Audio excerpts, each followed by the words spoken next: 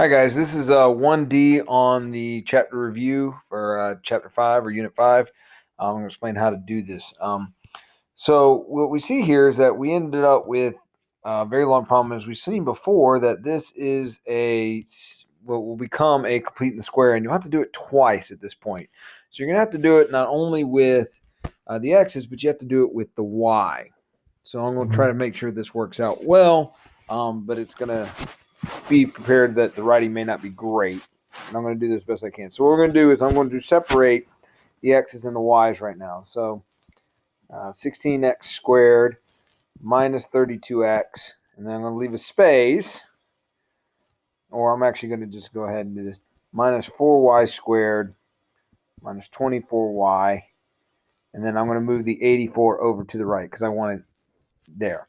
All right, at this point, what I need to do is I want to basically treat this as two separate things, and I need to take out my GCF for number-wise for each one. And I don't need to take out the x's. I just want to take out the GCF, make this, because I want to make this a perfect square trinomial. So I'm going to get 16 out of both. So you get x squared minus 2x plus blank.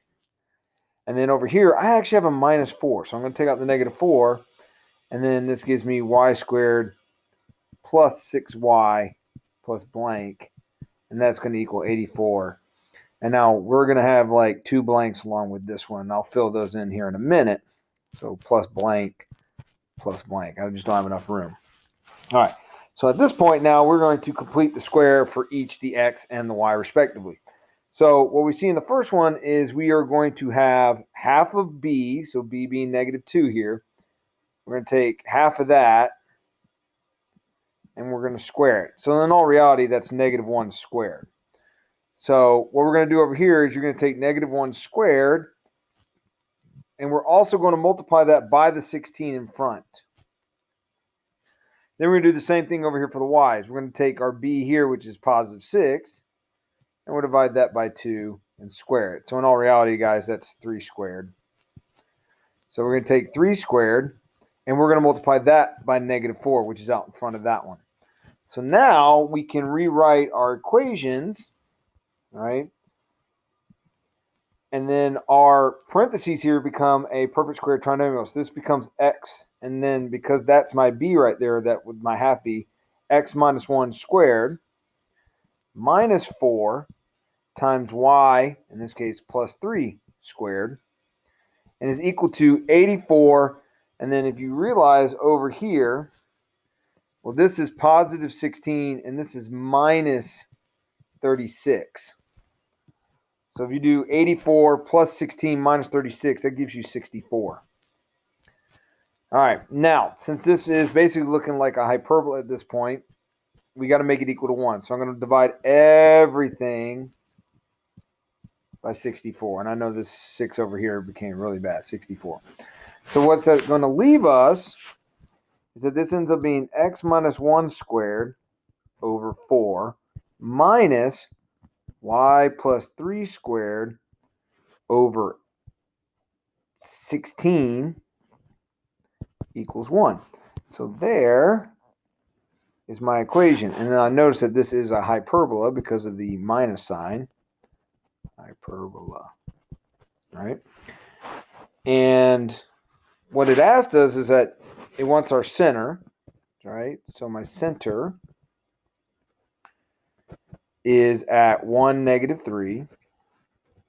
Its vertices, since this is a horizontal one because x is positive, is going to be plus or minus 1, or plus or minus 2, because a here is 2 and b is 4, which is basically the square root of what's underneath x and y respectively.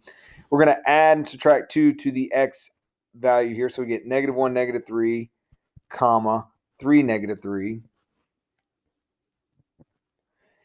And then my co-vertices, we're going to do the same thing for the y value. So this is going to be 1, and we're going to add and subtract 4. So adding 4 would be 1, 1, and subtracting 4 would be 1, negative 7. All right. And then we can find the asymptotes, but I'm going to graph this first here. I'm going to do my graphing here. So my center being 1, negative 3, 1, 2, 3. It's right there. And then I'm going to go left and right 2, up and down 4. So 1, 2, 1, 2, 1, 2, 3, 4, 1, 2, 3, 4. And again, remember when we're doing hyperbola, you want to create that rectangle. So I'm going to create my rectangle there. And then at that point, I can then do my asymptotes. Remember, it passes through the center and does the diagonals of the rectangle. So if you think about it, it's going to look like this for the most part, going this way. And doing the same thing the other direction. I know it's not the perfectly best line, but that's what we got. And then I can actually draw in my hyperbola. Since x is positive, we know it's going left and right, so it's going to touch at the vertice there. And we're going to go towards our asymptotes. Oops, sorry about that. That was pretty bad. Let me correct that. I'll even correct that part there. Correct my. All right, so there, much better. All right, and now I can write my asymptote equation. So I'm going to write them down here. So my asymptotes here are going to be y plus 3. I'm just going to take whatever my y value there equals plus or minus. Now remember, m, my slope, is basically plus or minus b over a. So in this case, it's 4 over 2, which is just 2 times x minus 1 squared. And I'm using the center as my thing. And so they're my asymptote equations. All right, so for problem 1D, guys, that's everything they asked you to do. Again, if you have any more questions, just email me or post it online. Hope everyone's doing well.